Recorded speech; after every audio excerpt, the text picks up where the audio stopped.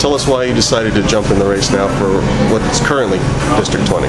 Well, as I told you before, I think this is part of a decision of over 4 years. I've been here seeing what's happening in our city, seeing what's happening in our county, and overall seeing what's happening in the nation. And I believe there's time for people to jump in and to actually take charge of our government again. I'm not a career politician. I'm just considered a natural or normal citizen that wants to make a difference. And I believe I have the qualifications. I have the desire to do something that's going to affect positively our people. It was already a crowded field before you decided to jump in. What do you think? Do you think you're at a disadvantage, and what differences do you think you'll bring to the campaign? Well, I think it's an advantage. I think it's going to be good because it's going to make this race with more options for all of our people to actually select the right candidate for these elections. My advantage is that, as you can tell, I'm a Hispanic. I'm working with the Hispanic community to bring them into these elections to make a difference. The entire nation knows that if we want to be able to sit on those important chairs in government, we need to attract the Hispanic vote, and it's something that I'm sure I could bring into these elections. Obviously, you're looking to face Debbie Wasserman Schultz in November 2012. Give us your view on Debbie and her current role as not only a congressperson but as chairman of the Democratic National Committee. Let me first give you the report of everywhere I go. I think the census is the same. We don't like Debbie Wasserman. And I'm not going to say just as a person. I'm saying as a professional, as a congresswoman. We understand that she's dedicated herself to portray the image of Barack Obama all around the nation. Has forgotten that we elected her to be here in South Florida to work for us. And this is the last time, this is the last year she'll be sitting in that chair. The other morning, she was again defending the White House and the jobs and the economic numbers, trying to put a spin that it's actually a positive thing. Give us your view on the economy, what you would bring to the table. Well, let me say first of all that she forgets that Florida is at 10% unemployment right now.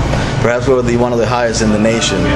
So she should focus a bit more on her district before she talks about the entire nation. The economy, we've been approaching this issue in the wrong way.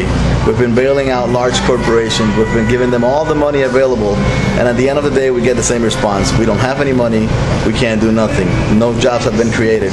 We need to work with the small businesses. That's where the actual employees will again reemerge, and we'll see the economy grow again. Let's talk some national or international issues.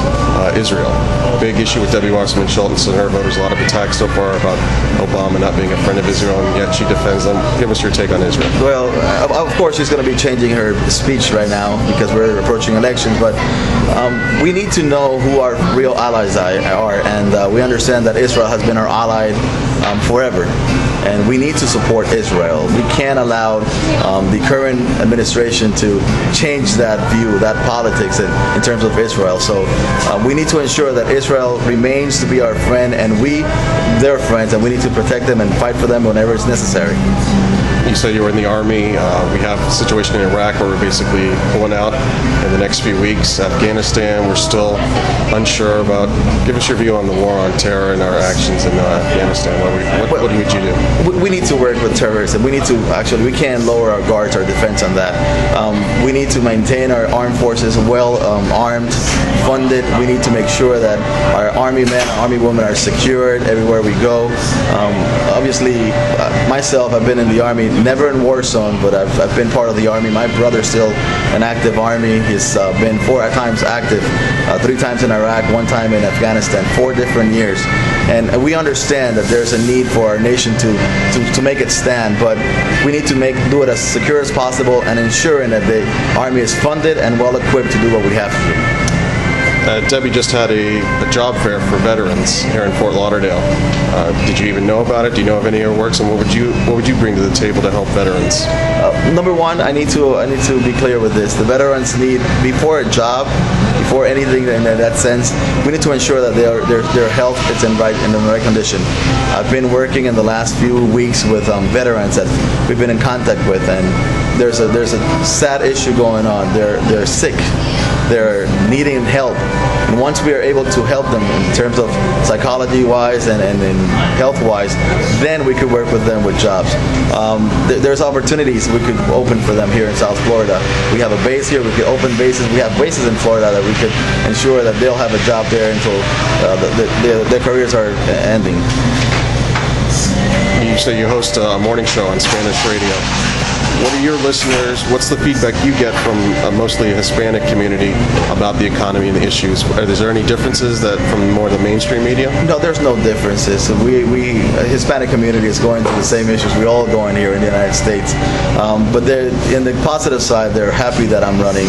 I've gotten a great support from our listeners through emails, Facebook comments. Every time we go to an event, I get their support. So, yeah, we're hopeful. We know something's going to be different this year. And being the latest entry into the race, already with, like I said, the other 4 candidates, would you be open to some sort of debate to get your views out to the voter with the other candidates? Of course, by all means. We're here to bring a message. We're here to work together.